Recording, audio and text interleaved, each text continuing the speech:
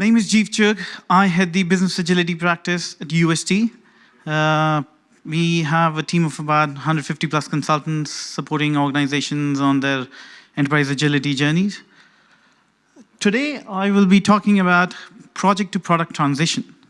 That's an area we've been working a lot in the last few years. I just want to share some of the lived experiences, some stories, some insights, key takeaways. And after the talk, would love to hear from you all, if you have any relevant stories as well.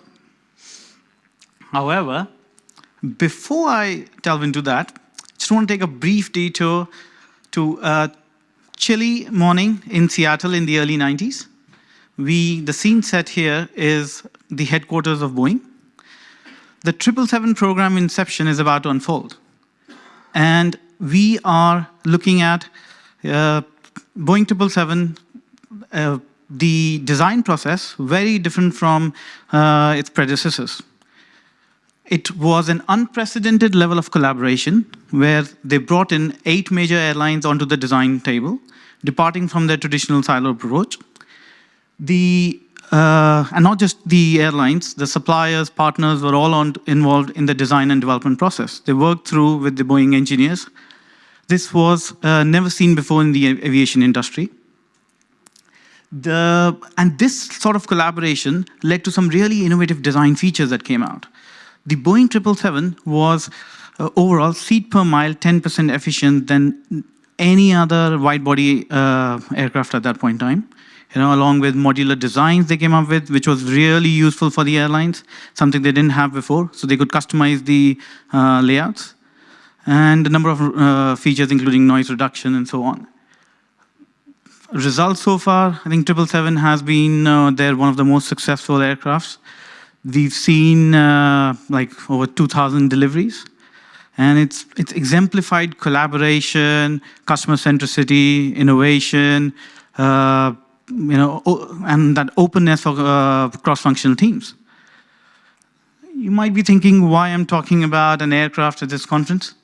The thing is, their approach, which was back in the 90s, highlighted what are the real ethos of, as we move from project to product and embracing those ethos in terms of dismantling those organizational and knowledge silos.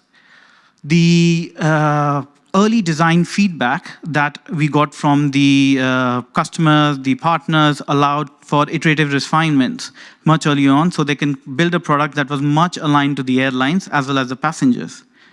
And they always were, very outcome focused, ensuring that all the design and development decisions were in line with the strategic outcome of creating a fuel-efficient and customer-friendly aircraft that, delivering value to the airlines and its passengers. The very ethos that we talk about now in the last 3 or 4 years as the momentum has gained in the project product movement existed back in the 90s as well. And we've seen that organizations successfully adopting that. So, moving forward, I'd like to just dive a bit more in detail about what it entails when we transition from project to product, and what does that product in a traditional environment in the project world that really inhibits our ways of working, our value delivery. I'm going to take one of the recent examples. We were working with this retail client. They had a number of initiatives going.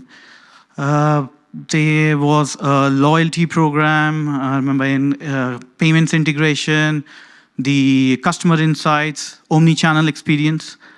But the challenge was all of them were happening in silo, and yet there was a lot of overlap among all these programs. The CIO had sensed a storm approaching, and he was starting to understand that with this approach, we are building solutions, we are building applications with a very short-term focus. That's not going to scale. That's not going to be reusable. It's not going to be modular. So he reached out to UST. This is going back in 2021, and suggested if we could embark, and together with them, we embarked on this project to product and platform-centric transformation. What that entailed. Now, our focus was very much in establishing the foundations, the platforms, those modular, reusable technology capabilities that's going to power those products. So the products can actually plug into these platforms and deliver value much faster. Really, how do we align their business strategy to their IT delivery engine? These, things said and done are a lot easier said than done. The reality was, but if you can actually achieve this sort of transformation, which is cuts through the entire DNA of the organization from people, process, structure, the team organizations, you can really deliver significant benefits. And with them, when we worked, it helped them to not just deliver their products faster, but more in line with their customers. And they could ensure that every product that they had, its purpose was aligned to the overall long-term vision. The market responsiveness, which was unthinkable in that project world, something that they were able to achieve. And the best part was, in the year we were with them, we saw significant uptrends in their customer satisfaction scores. The cost optimization that happened by reducing the overheads from modularization of the platforms that came and reusability was significant. That that investment which they could shift towards more innovation and significantly achieve faster innovation and overall gain better competitive advantage. There were a number of strategies I talked about here, which I want to dive into a bit more detail in the further slides, on how we accelerated that shift from project to product. But before I do that, I just want to show in terms of in the last 5 years, how that journey has been in the industry, how industry has progressed into a product-centric operating model. Rolling back to 2018, it was Gartner that first gave a glimpse of the future, where suggested that 85% of the organizations were looking to adopt a product-centric operating model.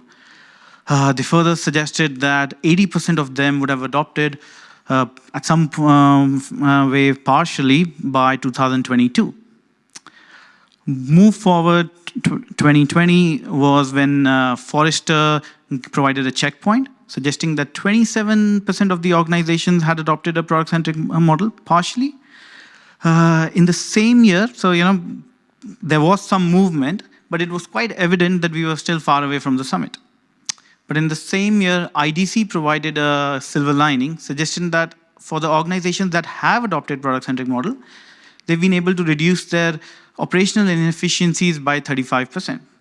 Clearly, that suggests that the approach holds. Fast forward 2 more years, McKinsey suggested that of the organizations that had embarked on these transformations, most of them were not able to harness more than 1/3 of the benefits that they were hoping. So clearly, there was some challenges highlighted, such as aiming too high, unexpected obstacles, didn't think through the cultural shifts that would impact in these journeys. And no wonder in 23, in the PlanView Project Product Report, suggested that actually 92% of the organizations had didn't have the foundations for a product-centric model, and were actually only 8% had successfully managed to adopt that.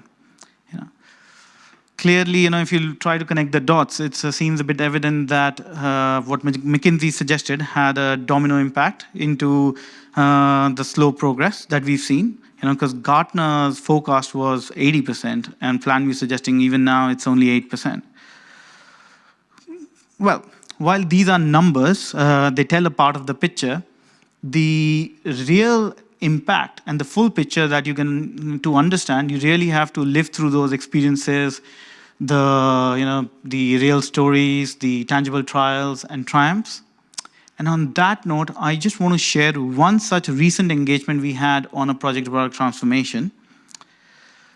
This was within a public sector client. The CIO had already sensed the shifting IT landscape and had embarked on a product-centric operating model transformative journey. However, very quickly they realized that their transformation was inhibited, because of unexpected challenges, complexities, and he was really trying to accelerate that shift when he approached us. The first step for us was at that point, because they were already on a year in this journey, where they actually currently stand. So we did a quick project to product readiness assessment with them. It uncovered challenges, but more than that, the opportunities ripe for transformation. Wearing my consultant hat, I'm always looking for opportunities. But jokes apart, the actual challenges that we saw, it was very evident that there was a lot of focus on the short-term tactical features developing, but none of that was aligned to the long-term goals of the organization. And that was, Emily touched upon earlier, the silos that we have in the organization. It was very evident that, the disjointed efforts that we were seeing in the different departments, and it was not delivering on that unified vision. And the sad part was, in all of this, the real mission of their heart, which was about serving the citizens, was getting sidetracked. So, some further, part of our assessment also suggested that there was a lot of legacy platforms which were really being obstacles rather than enablers to those products, and impeding that delivery of value. So, armed with all of that information, we embarked on a pilot transformation, a pilot of their value stream. Our focus was to really visualize that value stream as, and extend that visualization, not just to a value stream map, to the product and platform interactions. And that really helped, became a tipping point for them when they were able to see how the operational boundaries, the interactions that happen in different teams, and see where the accountabilities lie, how they are siloed. The other aspect was looking at how we focused on building their strategy alignment with OKRs. Everything, and also focusing on managing how do we manage their team dependencies and optimize those team dependencies and team interactions. I touched on 3 or 4 of these strategies where we focused on, which in the subsequent slides, I'll go into each one of them in a bit more detail.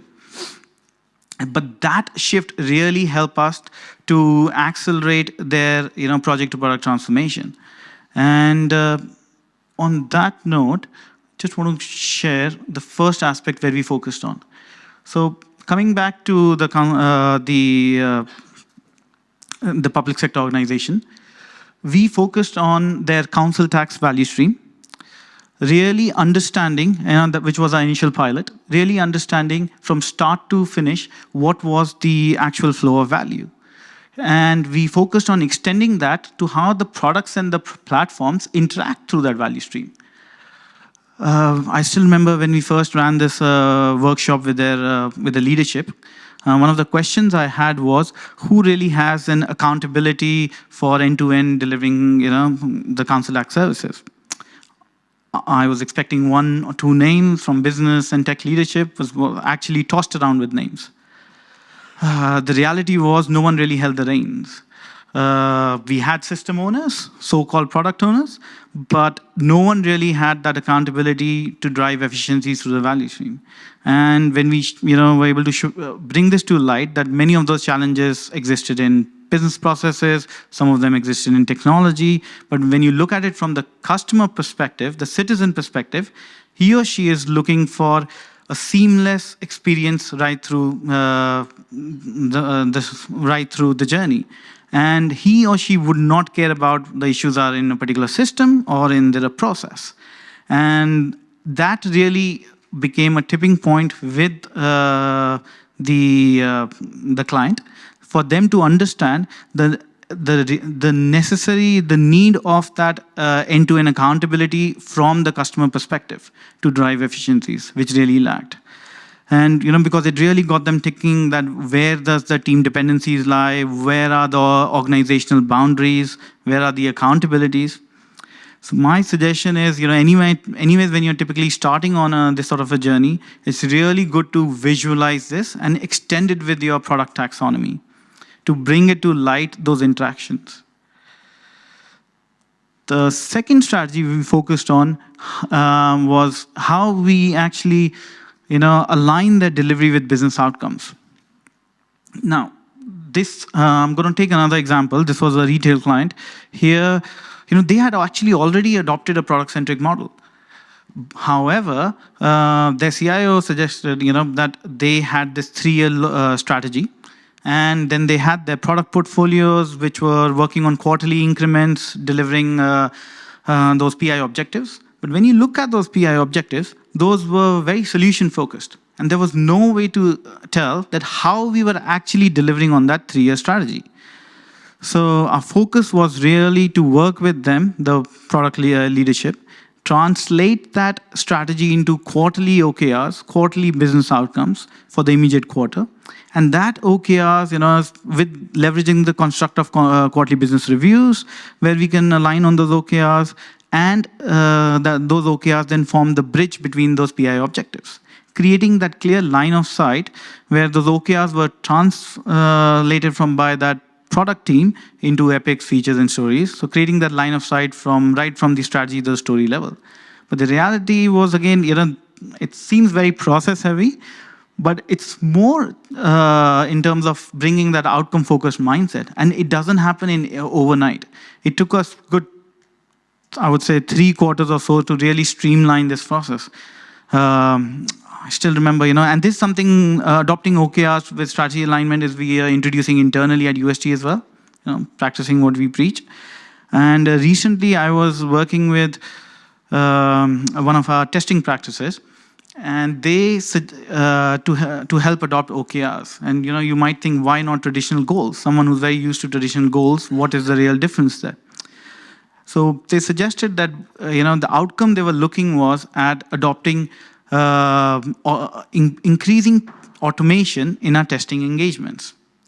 Again, from my view was this was very solution focused. This OKRs are there to really elevate the purpose and bring that why. This doesn't tell us why. The real objective there was to bring self-service testing process for the developers, for the users, and that's empowering. And that's beyond more than automation.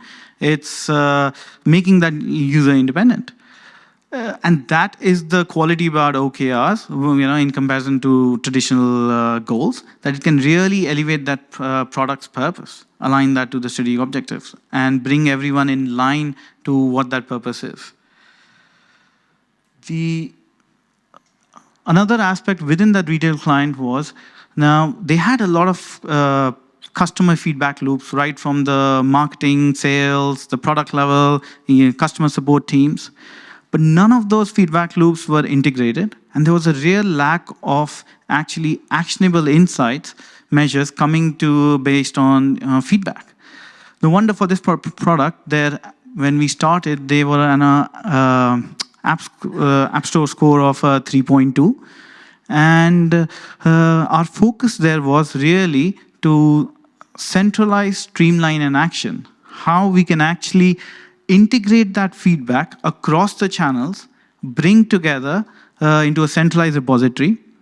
And something that we had not thought through and happened, as that feedback started flowing into a centralized repository from across the organization, it meant it significantly increased the collaboration across the organization, which happened by chance because we had not actually thought about that, because they could all see, the feedback that was coming through different channels, and they could collaborate on that feedback, they could innovate faster, really help to drive, to take that feedback and influence not just the strategic planning, but also the product development teams. And establishing, it became a lot easier to establish clear KPIs when it was against that feedback, and track against that feedback how we were performing when it was in the centralized repository. Really helped from the client perspective. It helped drive their scores in about 8 to 9 months to 4+, and significant, because we were started to listen to the customer feedback, and they were act upon it quickly, and that was really a game changer. And when we are focusing on our project to product shift, that customer centricity being the key outcome, it's really important to ensure that we are the right processes, tools in place to have that centralized, to capture that feedback and act upon it, and have the right governance in place for that. The fourth strategy that is something I see often, and I've been talking a lot about project to product as well, but it's really project to product and platforms. And often that emphasis on platforms is lacking. Platforms are the real powerhouse of this transformation, right? Because imagine you've got a tall building. If you're building on an unstable foundation, it's not going to hold for long. And similarly, in this case, your foundations being your platforms, if you don't focus on your platforms in that transformation, you're going to end up with a lot of technical debt. And that technical debt is going to inhibit your delivery, the outcomes that you're looking from the transformation. So my typically focus is, in that transformation, not just focus on how those projects could be organized now as long-lived product teams, your business-focused value streams, but also the platforms that are going to be the powerhouse where your products can plug in and consume those microservices to deliver value faster. And that interaction between the products and the platforms is key, which is going to evolve continuously as well. It's, it could be as a service sort of an interaction, but it could also be extremely collaborative when you're actually building new services and the business domain knowledge sits with the product teams. You'll see the modern platforms of today work itself as product teams. They are really, they've got their vision, strategy, they're running their own, they're aligned to the business objectives, and that helps to drive that value faster, the API enhancements faster as well. Finally, I just quickly want to touch upon, we already spoke about visualizing your business capabilities through your value streams, but the level below is about visualizing your team dependencies and really understanding those dependencies. A client of ours where we worked with, and initially, when we worked with the tech leadership, they envisioned that there were minimum dependencies in the teams that were actually supporting the value streams. However, when we actually ran a detailed workshop with the value stream teams, the reality was a bit different. It was more like what showed in this picture. And that complexity, that was a much more complex and challenging reality in terms of the dependencies. And it's frightening to hear that your tech leadership, your business leadership aren't even aware of those dependencies, and aren't even aware of those dependencies, and they are building solutions not knowing that. And unanticipated dependencies would lead to bottlenecks and inhibit your value delivery. I'll just leave with saying that, on this topic, if you haven't read Team Topology's book by Matthew Skelton and Manuel Paes, please do. They've got an amazing approach on how to understand those dependencies, tackle those dependencies, and their team API approach, where the onus is on team to build that transparency and across and to manage the team dependencies and reduce the cognitive strain, is actually a game changer. So I highly recommend reading that. On that note, I will end, and thank you all for listening, and I won't take any further time.